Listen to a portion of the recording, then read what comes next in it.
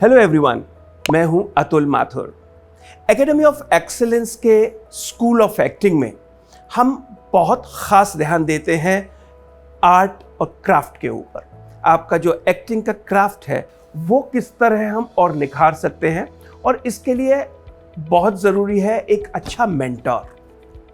आज जिस मेंटर से मैं आपको मिलवाने वाला हूं वो एक बहुत ही एक्सपीरियंस्ड एक्टर, डायरेक्टर और प्ले राइट है। उनका नाम है राजेश तिवारी जी। राजेश जी नमस्कार। नमस्ते। नमस्ते।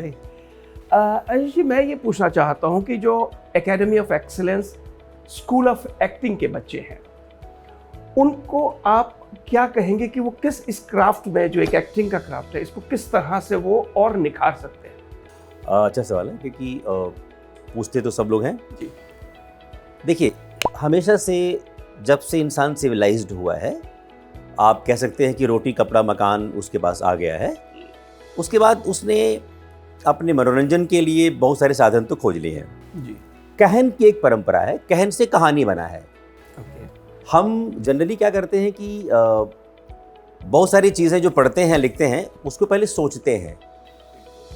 जब तक कहना नहीं आएगा, क्राफ्ट नहीं आएगा, स्किल्ड नहीं होंगे, तब तक आप अपनी बात कह नहीं पाएंगे। जैसे पहले के ज़माने में ऐसे बहुत सारी चीज़ें थी जो धीरे धीरे गायब हो गई, क्योंकि हमने किसी को सिखाया नहीं।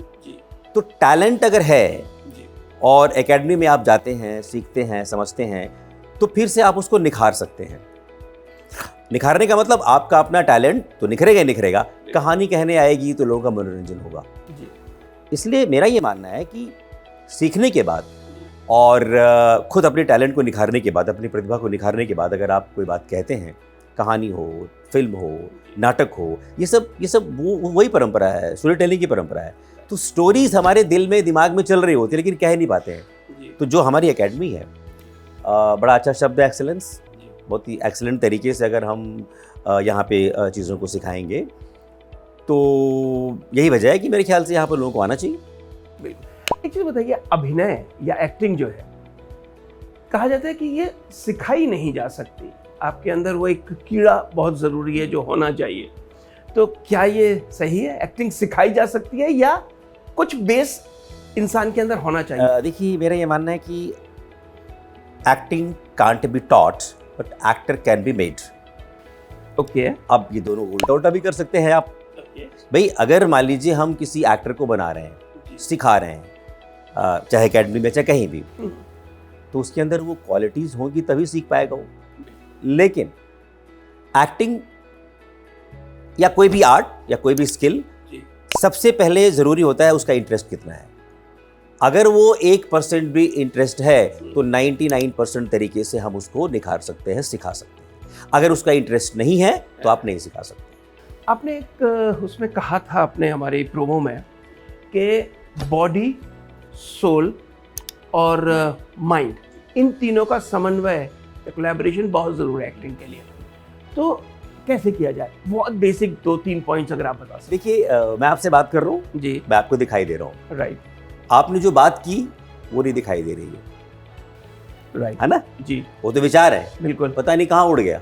राइट। अगर मैं उस विचार को लिख लूँ तो दिखाई देगा तो वो। दिखाई दे। ठीक है। तो जो ब्रेन है आपका, जी, वो एक बॉडी है, एक ऑर्गन है, वो दिखता है, राइट? बिल्कुल। फिजिकल एक्टिंग, बॉडी से बोल रहा हूँ, वोकल एक्टिंग, लेकिन इमोशंस दिखते नहीं हैं, फीलिंग्स दिखती नहीं है, हम फील कर सकते हैं।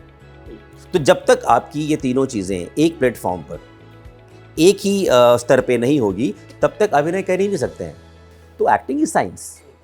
थैंक यू राजेश जी, और thank you very much for your time.